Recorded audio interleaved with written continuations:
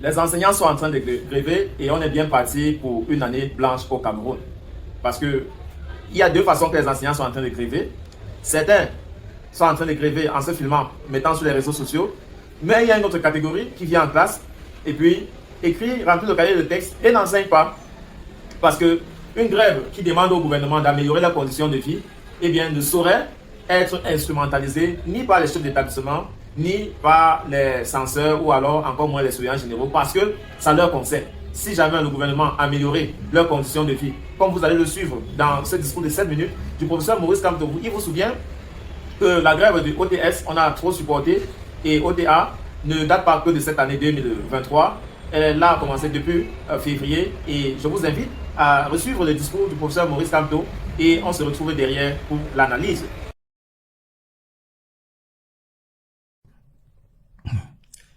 Mes chers compatriotes, depuis le 21 février dernier, les enseignants camerounais ont engagé une grève légitime pour revendiquer leurs droits élémentaires en tant que travailleurs, fonctionnaires et agents du service public.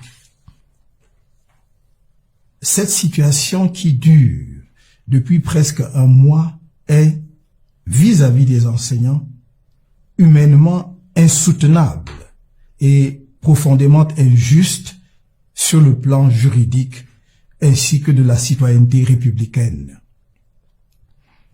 Sa persistance est de nature à compromettre l'année scolaire en cours avec diverses conséquences pour ceux de nos enfants qui ont la chance d'être scolarisés. Je renouvelle ici ma solidarité envers ces enseignants qui revendiquent pacifiquement, à force d'arguments, avec dignité et un sens élevé de leurs responsabilités citoyennes. Il s'agit maintenant d'exposer notre contribution à la recherche des voies de sortie de cette crise qui doit interpeller chaque Camerounais indépendamment des affiliations politiques ou des convictions religieuses. Face à chaque crise qui a secoué notre pays, je ne me suis jamais abstenu de faire mes modestes suggestions pour leur résolution pacifique.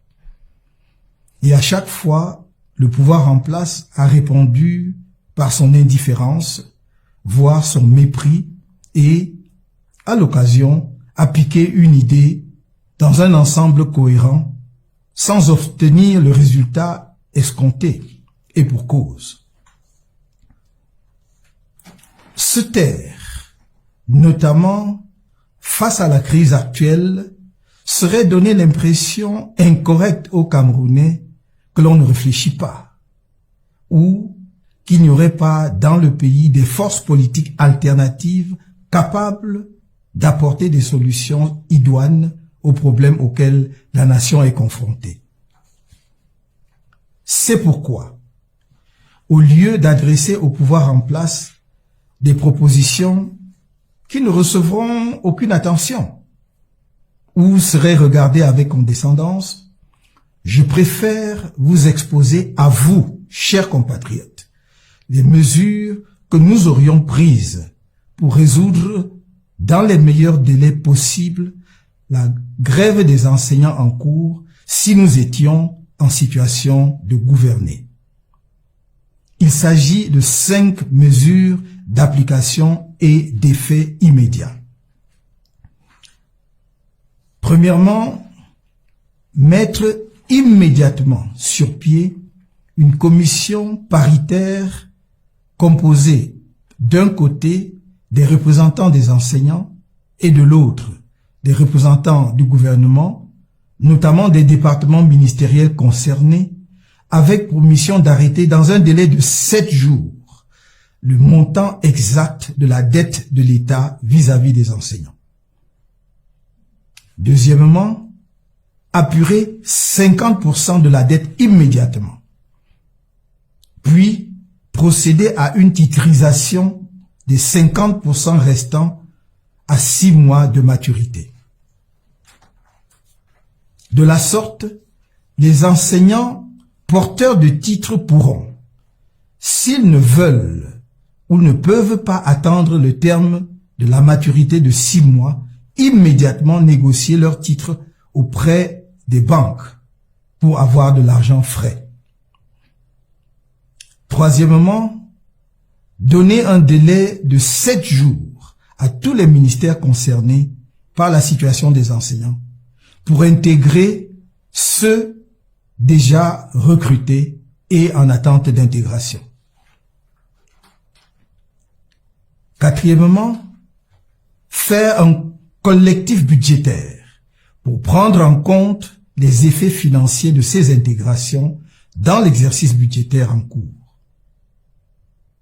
Cinquièmement, pour le suivi de la carrière des enseignants, afin de mettre un terme aux tracasseries administratives, à la pratique dite « aller suivre le dossier à Yaoundé » et à la corruption qui jalonne le circuit, dématérialiser les dossiers des fonctionnaires grâce à un logiciel informatique qui intégrera le profil de carrière tel que nous l'exposions déjà dans notre programme de société lors de la campagne présidentielle de 2018.